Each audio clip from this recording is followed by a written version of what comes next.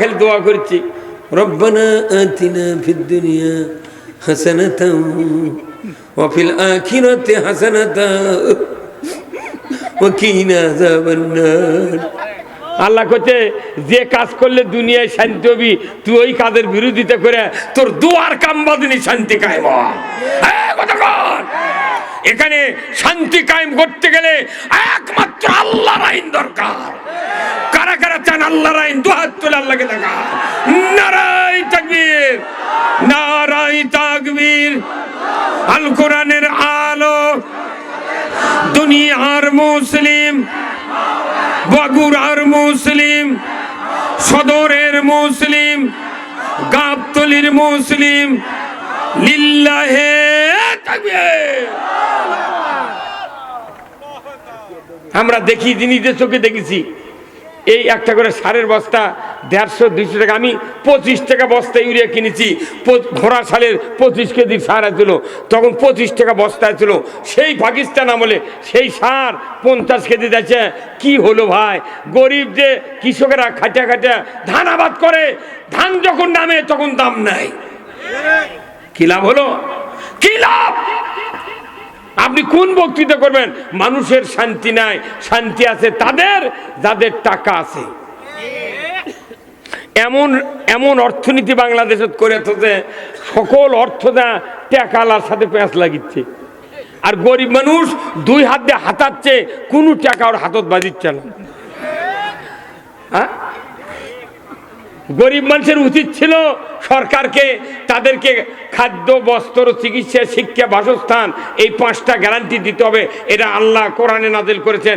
মৌলিক চাহিদা মানুষের 5টা সরকারকে দিতে হবে। যদি কোন আল্লাহু আকবার। এখন খাদ্য, বস্ত্র, চিকিৎসা, শিক্ষা, বাসস্থান, শিক্ষার জন্য অনেক গরিবের বেটা আছে, সেই মেধা, কিন্তু টাকা অভাবে ভার্সিটিতে পড়তে পারে না, ঢাকা বিশ্ববিদ্যালয় জগন্নাথে পড়তে পারে না। কিন্তু দেখা যায় টাকা নেয়, 3-4টে বিশ্ববিদ্যালয়ের চান্স পাচ্ছে। বাবু কাছে করছে, আব্বা 3 জায়গার চান্স পাচ্ছি, তাহলে আমি ঢাকাত ভর্তি হই। আব্বা করছে, বাবা টাকা পাবো কোনটি? এমনি হাট করার টাকা পাই না, তোক দিয়ে মর্ম ও টাকা কোনটি পাবো? শেষে আছে শাহ সুলতান কলেজে, না হয় এই লাউরামারা কলেজে ভর্তি হচ্ছে। অথচ এমন মেধা গরিব মানুষের বেটার, ধনী মানুষ যারা ঢাকাত পড়াচ্ছে, মাথাত কিছু নেই ওর কিরে, খালি টাকার জোরে ওটিটা পড়িচ্ছে। ধনী মানুষের কিছু কিছু বেটা আছে, ওর করে গরিবের বেটারা 22 বার করে প্রাইভেট পড়াবি, কিন্তু টাকা অভাবে পড়া পারে না। এই ধনী মানুষ যারা, তারকের বেটা ওর থেকে গদামিলটা পাস করে আছে, উনি হচ্ছে নেতা, ভিপি। ভিপি কি হচ্ছে? আর গরিবের বেটা এটি পড়ে তুমি কি জানে, উনি আবার আছে বগুড়া টাউনে তো একটা কাপড়ের দোকানত চাকরি করছে। এই কতক্ষণ? এই জন্য শিক্ষা সরকার চালু করতে হবে। প্রত্যেকটা ছাত্রকে শিক্ষার পুরো খরচ দিতে হবে, আল্লাহর নির্দেশ।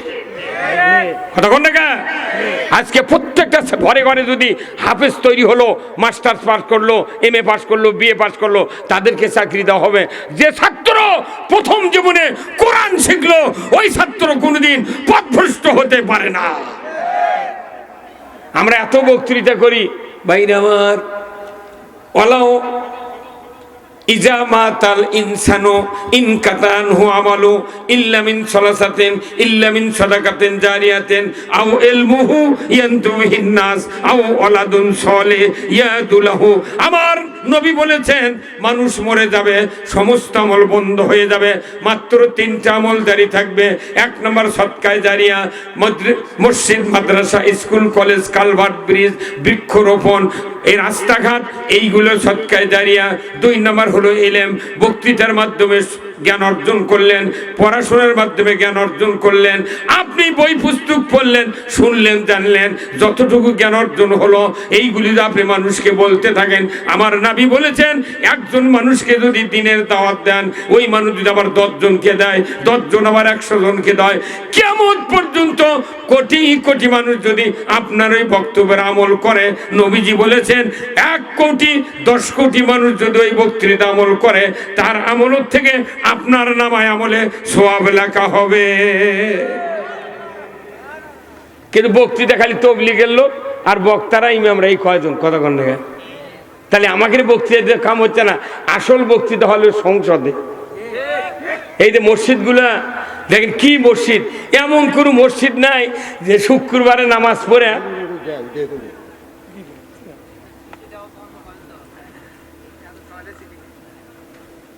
কোনটি থেকে পাচ্ছেন আপনি, কোনটি লোক উঠে গেছে, কোনটি দেখলেন? হ্যাঁ, গতকালকে একটা সভা করছি এই তিলেকপুর ধোপাইপুরি, ওই প্রধান অতিথি দেয়, তার নাম হলো নান্নু, নজরুল ইসলাম নান্নু। তাই হলো প্রধান অতিথি, তাই উঠে বক্তৃতা কষে কোনো টাকা আদায় হবে না। বক্তৃতা শোনেন, রাতের 12:30 পর্যন্ত বক্তৃতা দিচ্ছি, একজন মানুষ ওঠেনি। কিন্তু মানুষ মনে করেন এখনই আমি টাকা চাই, সে মানুষ উঠে যায়, বুঝছেন? তো এখন আমি কই কিছু কথা, মুরবি কই মুরবি, আপনি হয়তো দেখতে পাননি, কে উঠে গেছে, কো দুই একজন উঠবি, সব ওষুধ দিয়ে কাজ হয় না। কেবা কি বাপের অসুস্থ আর ডাক্তার হলো বেটা, তাও মেলা ওষুধ দেয়, বাপের কাম হয় না। এবার কথা কন না কেন? তো এটিতে বক্তৃতা হবি, সব মানুষের কি ব্যারাম ছাড়বি? একটা ভেবে যত ওষুধ দেন সব শিশি কি দানা হয়? যা দেখেন 1000 শীষ মিশে মরে পয়সা আছে। যাই হোক, মসজিদের ওই দিকেই তো আমি যাচ্ছি। হয়তো কি একটা সভাত 5 শ্রেণীর লোক থাকে, বুঝছেন? মনে করেন 2 দল মিলে আমাকে দাওয়াত দিয়েছে, এক দল করছে কোনো এক দাওয়াত দিস না, ইয়েছে খালি ওগুলাই ওগুলাই ওগুলাই। আবার যখন সভা জমে গেল তখন আরেকজন করছে এই সময় মানুষ জমে গেছে, টাকা চাইলে 10 লাখ টাকা উঠলো হয়নি, হুজুর আদায় করলেন না। আরেকজন করছে কি ভুল করছি বারে, আহা হা, এই দোকানদারি না বসে যে খালি দোকান তুলে দেন হনি, মানুষ জুমকে এলো। আরেকজন করলো যে আর যে লোকগুলো খাবার দেন বারে এই আলু ঘাটি করে, ওরা খালো ঠিক, কিন্তু ওরা সবাদ বসলো না। আবার যারা সবাদ বসছে এরা ফোলা পালো না। তবে কি তার 5 শ্রেণীর লোক থাকে। আবার এটি যারা চেয়ারত বসে আছে, এই সকলে কি এই বক্তৃতা ভালো লাগিচ্ছে? মনের মধ্যে কারো কারো চুল করছে, কোথায় এগুলো কবিকা, আমরা কোন দিক যাবো বা আমরা কোন দিক যাবো? ওই জন্যে বিপদত পড়ে গেছি যে আমাকে শোভা করা মানে লাইটও ঠিক থাকা লাগবে, সাপও মরা লাগবে। হ্যাঁ, কথা কন না কেন? এখন এটি কমপক্ষে 12 দলের লোক আছে, এই জামাত, তবলিগ, এনসিপি, বিএনপি, আওয়ামী লীগ, জাতীয় পার্টি, জাসদ, তারপরে হাত পাকা কত লোক আছে। তাহলে এমন চিকিৎসা করা লাগবে সবারই যাতে উপকার হয়। কেউ তো উঠে করছে না যে হুজুর আমি নামাজ পড়ি, আমার বেটা পড়ে না, আমি নামাজ পড়ি কি আমার বউ পর্দার থাকে না, বেটা আবার কিস্তির টাকা লেছে, ওই নামাজ পড়ে না, এই মধ্যে মধ্যে বিড়ি খায়। কেউ কোন সভা দুটে কথা কেউ কয়নি। তাহলে ওগুলো না জেনে আন্দাজে বক্তৃতা করা লাগছে, দেখা যায় সব মানুষের উপকার হচ্ছে। কিন্তু ওই দেবাশিসের কাছে যান, বক্ষবেদী দেবাশিস, ওই ডক্টর খিলসে আছে, ওই খালি বুকের চিকিৎসা করছে। ডাক্তার শহীদুল, ওরা আমার মামাতো ভাই হয়, তো ওই যে হাটের স্পেশালিস্ট, ওই খালি হাট করছে। বাকির কাছে যান, চোখ দেখিচ্ছে। কথা কন না কা? আবার আনিসুর রহমান আসছিল খরমপুরির, ওই বাটু ডাক্তার, হাত দিয়ে ওই গেলে হাড়া ভাঙ্গিচ্ছে, কাম করছে। কথা কন না কা? আবার আপনাকে টিএমএসএস এর ফজলুল হক আছে, নিউরোলজি, ওই খালি রক দেখিচ্ছে। কত কোনে গা? তাহলে যাই যে স্পেশালিস্ট, তাহলে আমাকে কয়া লাগবি যে হুজুর আপনি খালি এক বক্তৃতা দেন। তাহলে তো সেটাই তো আমি আগে করছি যে এটি লেখা আছে যে 2 জাহানের কামিয়াবি হাসিল করুন। আমি যদি এই বক্তৃতা 2 জাহানের না করি, কিয়ামতের দিন আমার জিভে টেনে বার করে আগুনের কেসি দিয়ে গাছ দিয়ে দেখা সিলভার কাটে, উনকে আমার জিভে কাটবে। এই জন্য আমি করছি যে মা আগামী দিনে যদি ইসলাম ক্ষমতায় যায়, কিংবা বিএনপি জামাত মিলে সরকার গঠন করে, যতজন এমপি হবি আমার বাড়ির দাওয়াত দেবো, 2টে গরু জব করে সকাল 10টার থেকে রাত 12টা পর্যন্ত বক্তৃতা হবি। পুলিশ বিডিআর দিয়ে ওই এলাকা ঘেরাও করে নিয়ে এমপি করে আমি একদিন পরে রাত 12টা পর্যন্ত বক্তৃতা শুনাবো। এমপি করে শুনাবে পারলে জনগণের বক্তৃতা শোনাই লাগবে না। কিন্তু এমপি শুনাবার দিবেনি না আপনি, কোথাও ওরা আবার এগুলো শুনবি কে? আসল বক্তৃতা ওদের শোনা লাগবে। হ্যাঁ, কথা বল। এমপি ঠিক হলে বাংলাদেশ ঠিক। 151 জন এমপি ঠিক, বাংলাদেশ ঠিক। আমাকে এগুলো বক্তৃতার পর 5 বার, ভাই আপনাকে শোনেন তো, হাঁস চেনেন? হাঁস, এই পাতি হাঁস, পাতি হাঁস যখন একে ডিম পারে পারে শেষ হয়ে যায়, তখন পাতি হাঁস কি কুঁচে বসে না? যখন কুঁচার জন্য হাঁস পাগল হয়ে গেছে, এখন হাঁসের ডিম মোটা আপনি খায়া বেঁচে শেষ করতেন, তাহলে আপনার বউ করছে, তাহলে হাঁসের তো কুঁচা ছাড়ান যায় না, তখন আপনি বুদ্ধি দিচ্ছেন যে একটা ফোরোয়া লাখের এই মুন্দে ঢুকে মুন্দে বার কর করে পাও দড়ি লেগে 20 ধারত বান্ধে থুয়েছি, ওই 4 দিন বান্ধে থুতে তাও কুঁচা ছাড়েনি। পরে যখন আবার কুচার দেওয়ার লাগিছে, তখন আপনার গিন্নি করছে কি 8টা 12টা ডিম, মুগরির ডিম ওই পেটের তলেতে বাচ্চা তোলাচ্ছে। 28 দিন পর বাচ্চা উঠছে, তখন আপনার গিন্নি ওই বাচ্চা আর ওই হাঁস সুদ্ধা টোপাতে বান্ধে হচ্ছে 2 দিন। গাও যখন বাচ্চাকে ঝরঝরা হচ্ছে, তখন ওই বাচ্চা হাঁসতে ছাড়িয়ে হাঁসের পাশে বাচ্চা ঘুরছে, মুগরির বাচ্চা মনে করছে এটা আমার মাও। কতক্ষণে কেরা কি মনে করছে এটাই মাও, তাহলে হাঁসের পাতে মুগরি ঘুরিচ্ছে, মানুষ দেখে আশ্চর্য হয়, কি রে মুরগির বাচ্চা হাঁসের পাতে, কি কুদরত আল্লাহর। কেরে ওটা আল্লাহর কুদরত, তুই দিছু কি হাঁসের পেটের তলে মুগরির ডিম। এখন এই হাঁস আর খোলাত ঘুরতে ঘুরতে ফুস করে দেখে যে একটা কুঁড়ি আছে, ওই কুঁড়ির মধ্যে পানি দেখে 28 দিন পর্যন্ত হাঁস খোলাত বস থেকে ওর গাওটাও সেদ্ধ হয়ে গেছে, ওই দইরে নামিছে পানির মধ্যে, নামি এখন কাল্লা ইঙ্কা করিচ্ছে আর ক্যাক ক্যাক করিচ্ছে আর করছে মুগরির বাচ্চা করো, মা আয়, মা মা আয় আয় হায় আয় মা আয়। তোর মুগরির বাচ্চা করছে, তুই কি করছু, তোর মাথা ঠিক আছে, তুই মা হলে কি হবি, তোকে আমি বিশ্বাস করবো না। কারণ আমরা যে মুখলুকাত মেয়েরা হাত চারি যদি পানি থয়, তারই মধ্যে একটা পড়ে গেলে ওটি আমি মরে থাকি, চাল্লা পানিত মরে থাকি, তুই আমার সাগরের মধ্যে নাম্বার করছো মানে কথা কর। ওই হাঁসের ইনকে করে ডাক শুনে যদি মুগরির বাচ্চা মোর ঝাঁপ মারলো হয়নি, কেউ জানলে ফিরলো হয়নি, এই কথা কর। আবার মুরগির পেটের তলে হাঁসের ডিম দিছে, দিয়ে বাচ্চা উঠেছে, মুরগি নিয়ে ঘুরতেছে, দেখতে ভালোই লাগে, কিন্তু ঘুরতে ঘুরতে হাঁসের বাচ্চা দেখিছে খোলার নামা কুড়ি, কিন্তু অনেক পার উঁচু। ওই হাঁসের বাচ্চা করছে কি সোজা কি বড় হাঁসের দেখান নাম্বার পারবি হাঁটে হাঁটে, উই তোর কাছে যা পলটবাজি খাতে খাতে পানিত গেছে, উই জানে যে পানিত গেলে লাগবে না, কতক্ষণ দেখা ওই পোল্ট্রিতে নামিছে, তখন মুগরি খালি বাচ্চাদের দাপাচ্চার করছে, হাই রে বাবা তোরা মলু রে, আয় ময়নাই। তখন হাঁসের বাচ্চা করছে, তোর কথা শুনি না, আমাকে এই পানির জন্য আল্লাহ বানাছে, এই কথা কর।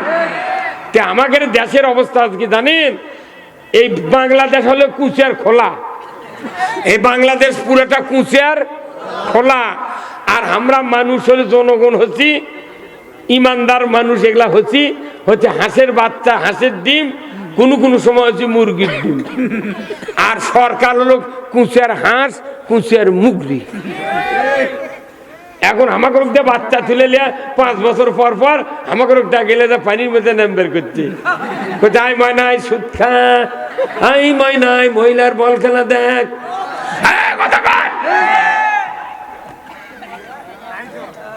কি এ আপনি কথা কর কাল্লা ধোকান কে এতই শক্তি কমে গেছে আপনার, আপনি জোরে কথা কর না কে, অনেকক্ষণ দেখিচ্ছি আপনি মুখই খোলেন না। প্রথম আল্লাহকে খুশি করতে হবে, জবান দিয়া জোরে কর আল্লাহু আকবার। নামাজ এত বড় ইবাদত, প্রথমেই বলা হয় আল্লাহু আকবার, আগে মুখ দিয়ে আল্লাহ খুশি করা লাগবে, তারপরে দেহ দিয়ে খুশি।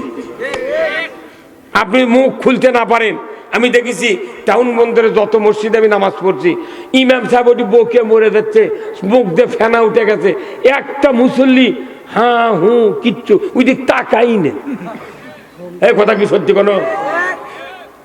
আর আমি 47 বছর ইমামতি করছি, আমার মসজিদে স্লোগান হচ্ছে, ওরা জানে যে কথা না করলে বাটাম ফাটাবে। আগে আল্লাহকে খুশি করতে হবে জবান দিয়া, জবান ছাড়া কোরআন পড়া যায় না, জবান ছাড়া আল্লাহ খুশি করা যায় না, জবান ছাড়া দরুদ পড়া যায় না, জবান ছাড়া মানুষের সাথে কথা মন ব্যবহার প্রকাশ করা যায় না। তাহলে জবানটা কে দিয়েছেন? তাহলে আপনি যত আল্লাহর কথা শুনবেন তত সমর্থন করতে হবে, তাহলে আল্লাহ তাআলা আপনার জীবনের গুনাহ মাফ করে দেবে। কথা ঠিক কিনা? আমাদের দেশে এখন এমন একটা পরিবেশ চলছে, যদি কেউ হয়তো ধানের শীষের ভোট চাচ্ছেন, আলহামদুলিল্লাহ, তখন করছে ভাই আপনার আমার কথা বেশি আসবেন না, আমি তল দিয়ে ঠিকই আছি। তখন করছে যে তুই কি চায়না জাল হচ্ছে মাছ মারার, পানির মধ্যে ডুবে তোনার মাছ ঢুকলো। এই কথা কন, মেলা মানুষ আছে এখন চায়না জালের মতো, ওই নির্বাচনত ভোটও চায় না, কোন পথে আছে উইও বোঝে না, উই করছে আমি চায়না জাল।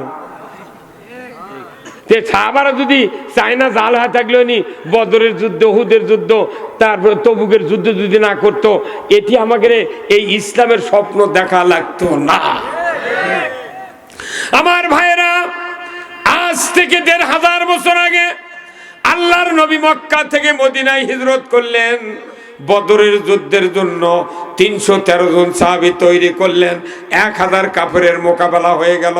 বদরের যুদ্ধে আল্লাহ তাআলা ৫০০০ ফেরেশতা দিয়া বিজয় লাভ করালেন। এরপরে উহুদের যুদ্ধের দামামা বেজে গেল। নবীজি মদিনার মাটিতে দুপুরবেলা সাহাবাদেরকে ডাকলেন, আনসার মুহাজিরকে ডাকলেন, ওগো মদিনার আনসার মুহাজিররা তোমরা একত্রিত হও, আমি তোমাদেরকে একটা জিজ্ঞাসা করব। সাহাবারা আনসারেরা সব একত্রিত হয়ে গেলেন। নবীজি বললেন যুদ্ধের দামামা বেঁধে গেছে, উহুদ প্রান্তরে যুদ্ধ হবে, ৩০০০ কাফের আসবে, মোকাবেলা করতে হবে, ১০০০ সৈন্য দরকার। কে আছো কোথায়? তৈরি হও, তাড়াতাড়ি করে তরবারি নিয়ে উহুদের জন্য প্রস্তুতি গ্রহণ করো। জোরে কোন আল্লাহু আকবার। ঠিক দ্বীপ্রহের সময় রসুলের দরবারে একজন যুবক, লম্বা চড়া যুবক, গায়ের রং ফর্সা, মাথার চুল এত ঘন, দেখতে শুনতে ভালো। এই যুবকটি এসে রসুলের সামনে দাঁড়িয়ে সালাম দিলেন, বললেন আসসালামু আলাইকা ইয়া রাসূলুল্লাহ। রসুল জবাব দিলেন, বললেন হুজুর আমি আপনার ওই উহুদের যুদ্ধের অংশগ্রহণ করতে চাই, আমাকে একটু যদি অনুমতি দিতেন আমি উহুদের যুদ্ধে যাইয়া যুদ্ধ করতাম। ধরে কোন মারহাবা। আল্লাহর নবী এই যুবকের কথা শোনা মাত্রই যুবকের মাথার থেকে পা পর্যন্ত অবজার্ভ করতে শুরু করলেন। কি সুন্দর যুবক, গোঁফ উঠেছে, দাড়ি উঠেছে, এত লম্বা চড়া যুবক। এই যুবক নিজের ইচ্ছায় এসে বলল আমি যুদ্ধ করতে চাই উহুদের ময়দানে। নবীজি সাথে সাথে বললেন বাবা তুমি কি বিবাহ করেছো? বলে না। এই এতটুকু কথা বলার পরে শুধু বললেন বাবা তোমার নামটা কি? বলে আমার নাম হযরত হানজালা। বলার সাথে সাথে উনি আর দেরি করলেন না, চলে গেলেন দৌড়ে বাড়িতে গিয়ে বাবাকে বললেন, মাকে বললেন, ভাইকে বললেন বাবা মা ওগো ভাইজান আর দেরি করিয়েন না, আমি উহুদের যুদ্ধে অংশগ্রহণ করব। কিন্তু নবীজি বলেছেন বিবাহ করেছো কিনা? আমি তো বিবাহ করি নাই। আমার বিশ্বাস আজকে যদি আমি বিবাহ করতাম আমার ওই রসুল আমাকে উহুদের যুদ্ধে যাওয়ার অনুমতি দেয়া দিতে। আল্লাহর নবীর সাহাবী যুবক মানুষ, মা বাবা ভাই আত্মীয় স্বজনের মাঝে চেষ্টা করে সূর্য ডোবার আগেই হযরত হানজালার বিবাহ পড়িয়ে দিলেন। বিবাহ শেষ হয়ে গেল। ওনার নতুন স্ত্রীকে নিয়ে বাড়িতে গেলেন। মদিনার ভূখণ্ডে বাড়ি। উনি বাড়িতে গিয়া রাত্রি উদযাপন করলেন, বাসর সজ্জা। এমন সময় হঠাৎ করে ঘুম ভেঙে গেল। রাত্রি ফর্সা হওয়ার ভাগে উনি বললেন পানের স্ত্রী চলো না, চলো হাম্মামখানায় যাব, গোসল করব। স্ত্রীকে নিয়ে হাম্মামখানায় প্রবেশ করলেন, গোসলের প্রস্তুতি নিচ্ছেন। এমন সময় মদিনার অলিতে গলিতে ঠান্ডারা বাজিয়ে দিচ্ছে। কে আসরে মুসলমান মদিনার ঘরে বাইরে কুতিলা মোহাম্মদ শাহাদতের পথে, ইসলাম পরাজিতর পথে। কে আসরে তরবারি নিয়ে এক্ষুনি উহুদ প্রান্তরে যাবে, যুদ্ধ করবে, নসেদ রসুল শহীদ হয়ে যাবেন, ইসলাম পরাজিত হয়ে যাবে। কি লাভ হবে? মদিনার ঘরে বসে থেকে শুয়ে থেকে আসো না একটু আহ্বান জানায়। এই ঠান্ডারা মদিনার অলিতে গলিতে দিয়ে বেড়াচ্ছেন।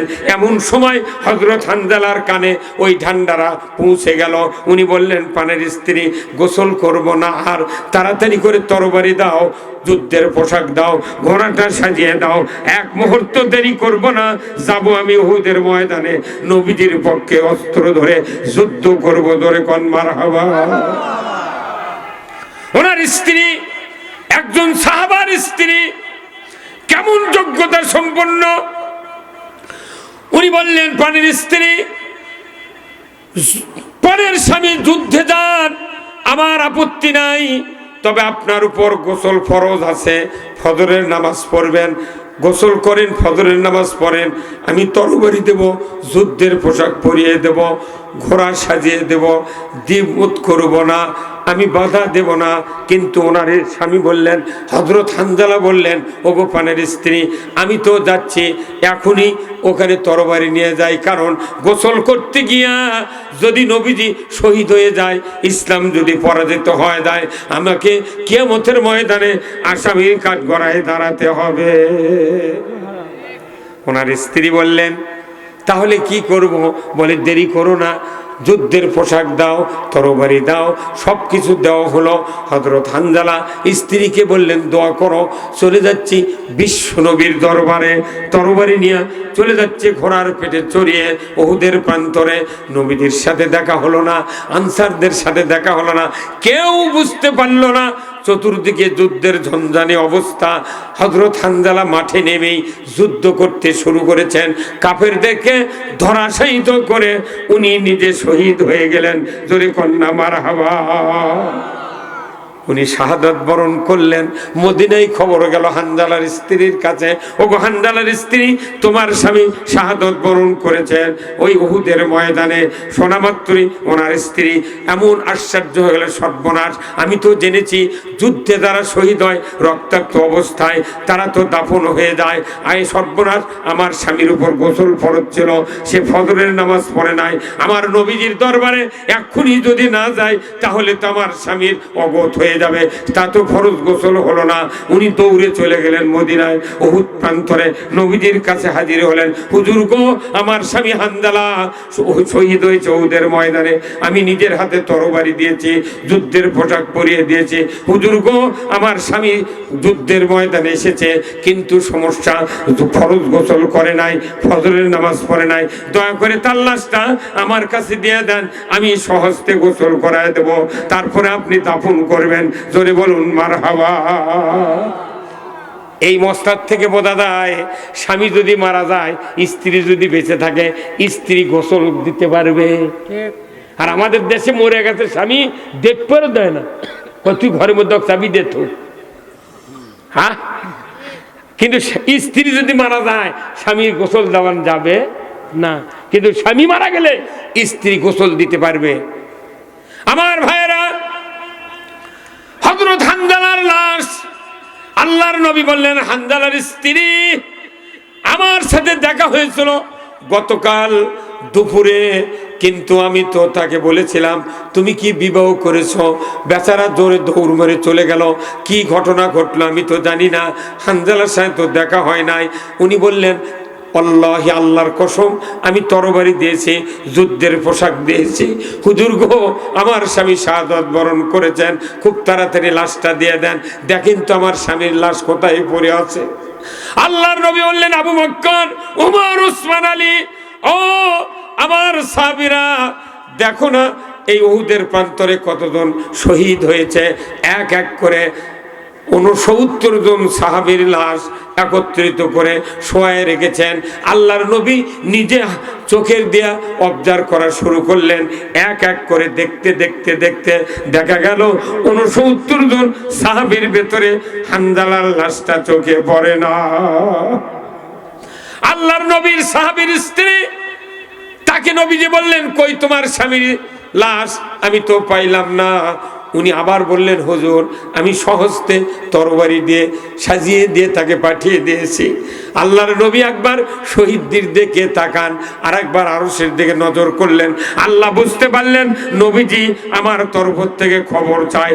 সাথে সাথে জিব্রাইলকে বলে দিলেন, জিব্রাইল যাও, যাও রে জিব্রাইল যাও, ওই যে আমার নবী খবর চায়, তুমি গিয়ে বলো যে হানজালা ফরজ গোসল করে নাই, ফরজ গোসলের 3 ফরজ কাদা করেছে, ফজরের নামাজের 2 ফরজ কাদা করেছে, 5 ফরজ কাদা করে ইসলাম বিজয়ের জন্য তরবারি নিয়ে যুদ্ধ করে উহুদ প্রান্তরে শাহাদাত বরণ করেছেন। আমি আল্লাহ ওই ফেরেশতা দিয়া উহুদ প্রান্তর থেকে হানজালার লাশ 4th আসমানে উঠায়া হাউজে কাউসারের পানি দিয়ে গোসল করায় দিচ্ছে।